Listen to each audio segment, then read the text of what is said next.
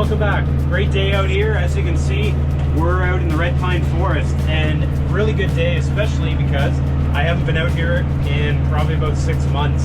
Now, I mean in the tractor in 6 months. I've been out here in the snowmobile, but the snow has been way too deep to get any form of equipment out here except the snowmobile. So, got the tractor out here today. Believe it or not, the last week or two, we've had temperatures up around 15, 16, 17 Celsius. Today, however, it's a touch below zero. April 27th, touch below zero, and we got a few centimeters of snow. So we'll make the best of it. The main thing is the base layer. As you see out here, the base layer on the ground is still frozen. And because of that, I've got enough to drive on with the tractor. We're just coming up upon the sawmill here. I'm itching to get this thing fired up here. What I'm going to do today, I got some trees I cut down last winter, and they're lying out in the bush there. I'm going to try to drag them out before the ground gets too soft. So that's today's goal. As you can see on the side there, the sawmill or the hillbilly hideout, it's looking a little quiet, and that's because it's been sitting like that for 6 months, give or take. So gonna get some logs dragged out, cut them up today, maybe, and eventually we'll get that sawmill going. So hold on, we'll see how we make out today. Hopefully it's uneventful.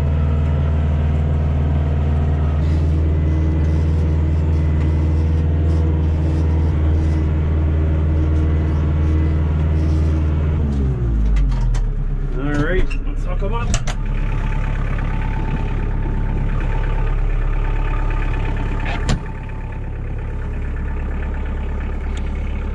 So, if you've tuned into some of my first videos back in, I don't know, December or so, you probably noticed this setup I threw together.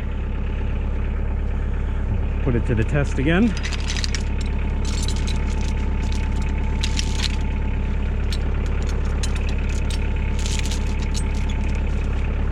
Let's see here, maybe we can get, we'll see how many we can get. Traction won't be the greatest today. I took the snow tire chains off about 2 weeks ago when it hit about 15 Celsius. And just like when you take your snow tires off your car, it tends to still snow. All right.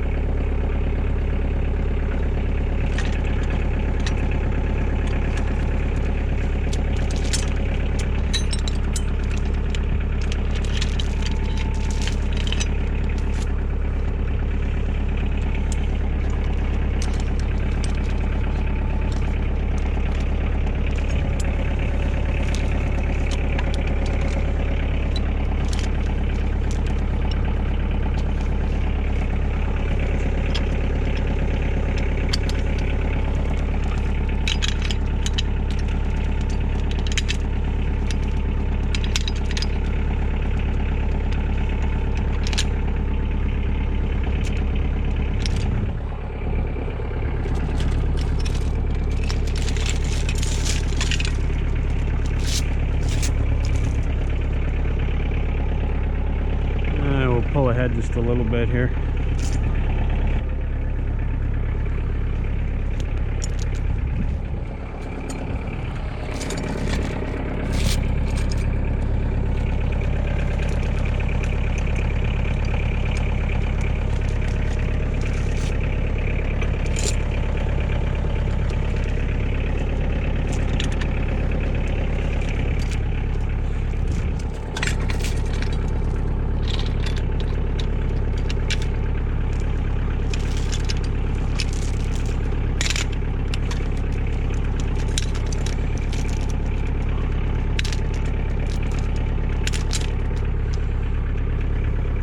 Good enough.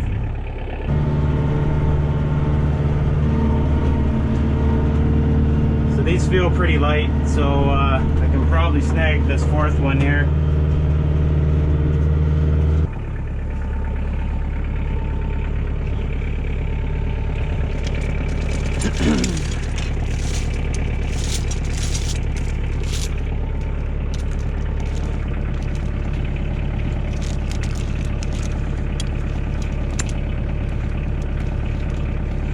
Slippery out here.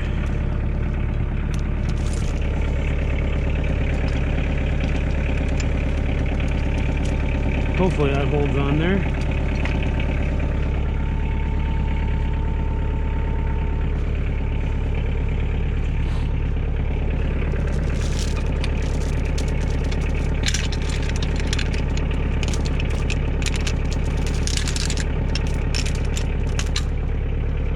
It should be fine.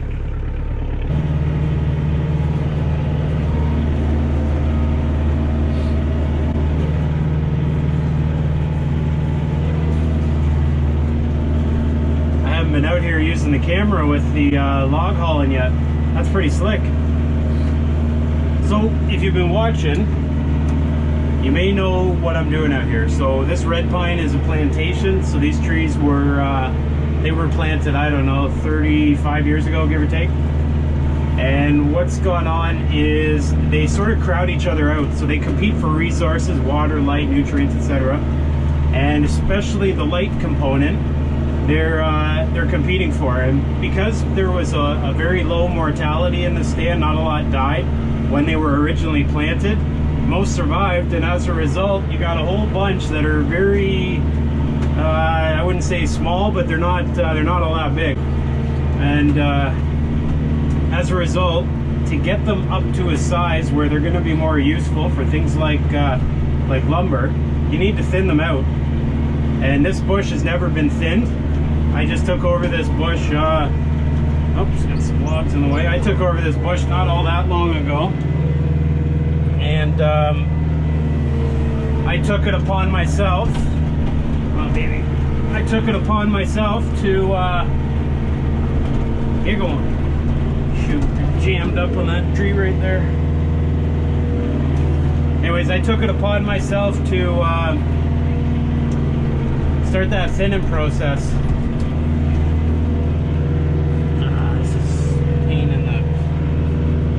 Doesn't want to come off that. It's stuck around a stump back there. I got no traction.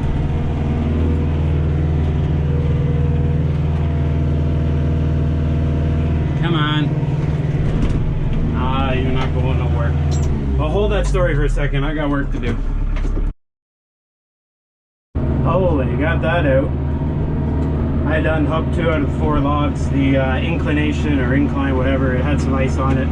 And yeah, not good. Anyways, back to the story. So thinning this out so that there are fewer trees, but they'll grow to a larger diameter. And that way you don't just get, you know, a full bush full of, you know, 5-6 inch diameter logs. So that's the goal. I'm doing some row thinning here so I can get my tractor in to remove the material, remove the logs. So row thinning, I'm thinning every, I guess, what is it, 3rd row, 4th row. I'm thinning every 4th row. And basically just dragging it up to a bit of a landing here. I'm going to come back later and give it a chop. I think I'm cutting them to 12-foot logs. 12 feet fits good on my mill. And any of the tops left over from the tree, I'm going to run it through the chipper you saw in previous videos. So that's the goal. Just trying to take care of this while the ground's frozen. Basically, if you get out there before the ground's frozen, you're less likely to do rutting and that damage to the soil and the bush. So that's the plan. Let's yeah, let's keep her going.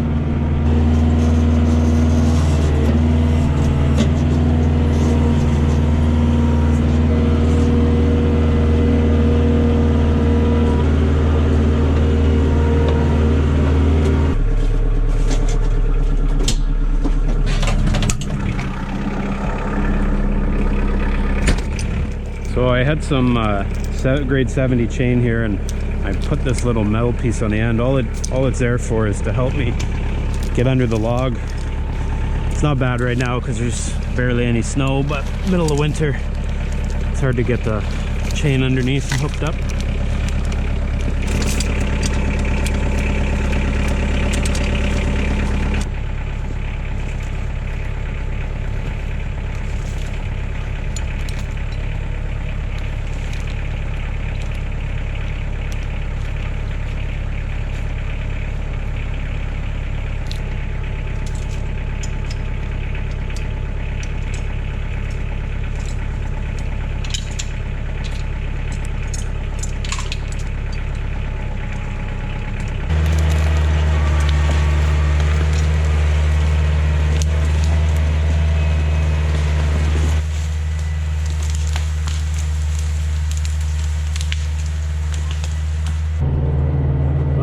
there. It's a bit sloppy out here though. So that frozen ground, although it's frozen, the little bit of melt that's going on at the surface is making it quite slippery.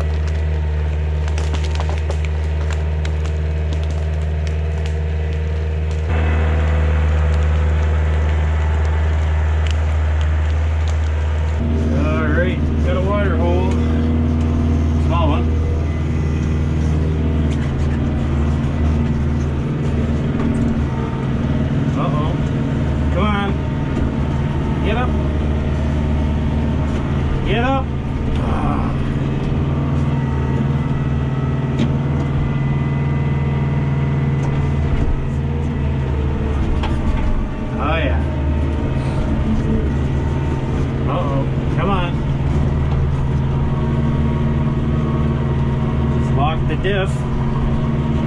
Come on. Dig, dig, dig, dig, dig, dig. Oof. That was a close one.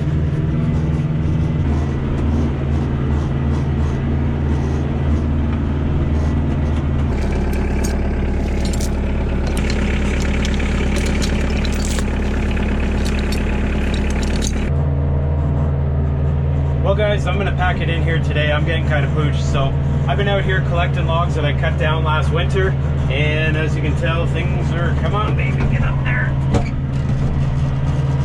Come on. As you can tell, things are slick.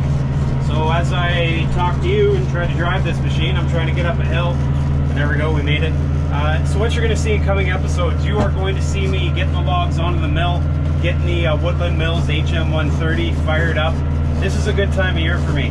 Spring is excellent until bugs come, because I get all the logs milled up, and I get some other projects coming down the pipe. Now, I got a real good project that's going to involve some of this lumber, but I don't want to tell you about it quite yet. But if you guys could stay tuned, hit the subscribe button, and you guys will find out all about that project and all the other things that are going on around here. So thanks for watching. We'll see you guys all next time.